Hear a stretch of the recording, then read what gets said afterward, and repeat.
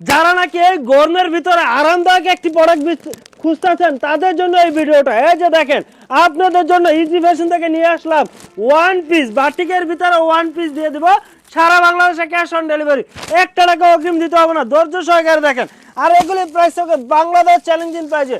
আর এগুলির মধ্যে আপনার সাইজ আছে আপনার 40, 42, 46, 44। দ্রুত স্ক্রিনে দেওয়া নাম্বারে যোগাযোগ করে অর্ডারটা কনফার্ম করে ফেলুন, 1 টাকা আপনাদের অগ্রিম দিতে হবে না।